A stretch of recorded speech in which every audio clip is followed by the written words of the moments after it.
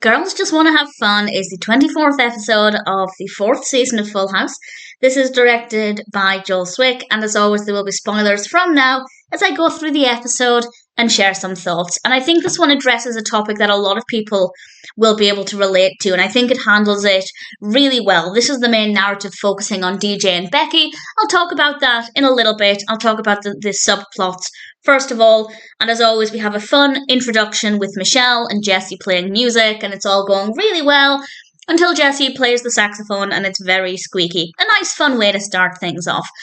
Michelle is crying wolf in this episode. The episode is basically all about lying, and this comes up in a few ways. Michelle is crying wolf, and Stephanie tries to teach her the story of, well, she referred to it as the girl who cried wolf. Michelle's not really getting it, so she cries mouse, and Stephanie decides to teach her that it's not nice to cry wolf and to fib like that and tell lies by telling her that the ice cream is all gone and she's actually hidden it in the duck. It was a nice way to get the message across. Maybe would have been nice if Michelle understood the message first of all, but it definitely feels a lot more realistic, and I rather like that. The other lie is not as serious. Joey has bought a pool table so that when he and Jessie are struggling for ideas with their advertising business, they can play pool and try and relax a bit and get the ideas flowing.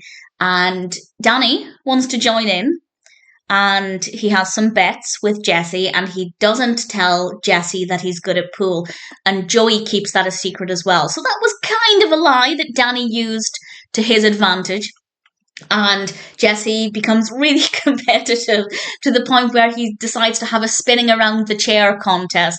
It was good fun. It was a nice light-hearted way to also incorporate the whole, well, was it a lie or was it just keeping a secret? Maybe a bit of both. It was a fun part of the narrative.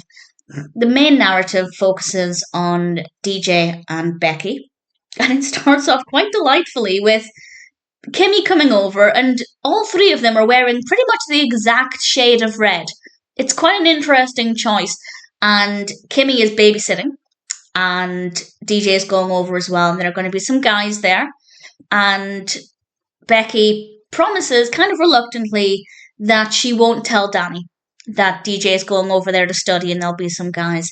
However, that promise didn't matter too much anyway, because Danny bumped into DJ as she was about to leave and told her that she had to study in her room, she had a test coming up.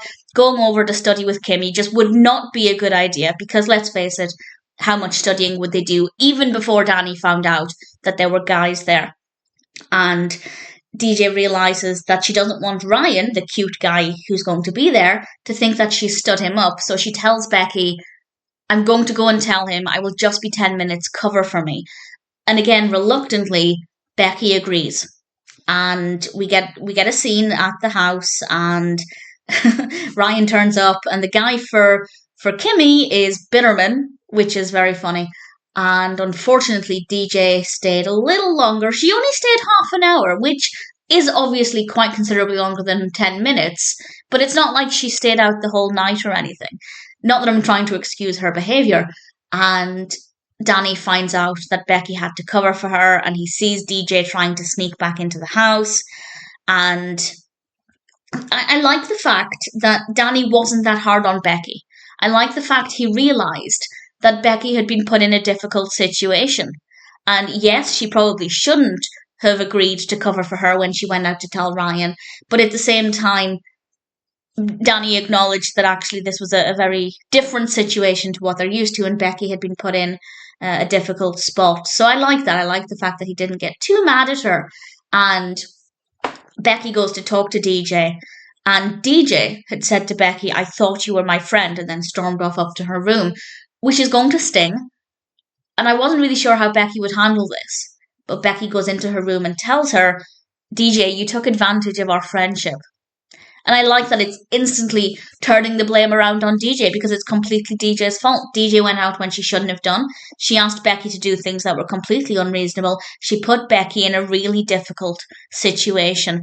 And as Becky said, she took advantage of the fact that they were friends. And they had a nice talk and made up very quickly. And Becky explained that they are friends, but sometimes she needs to be a responsible adult. And I imagine there are a lot of people in a similar situation. If a relative marries somebody who is, bearing in mind Becky is also DJ's female role model, so she's going to look to her for a lot of different things that she couldn't talk to her father about, or Jesse and Joey, but they need to make sure that there's a clear line between being friends and being somebody who is also a responsible adult. And I think that they handled it really well.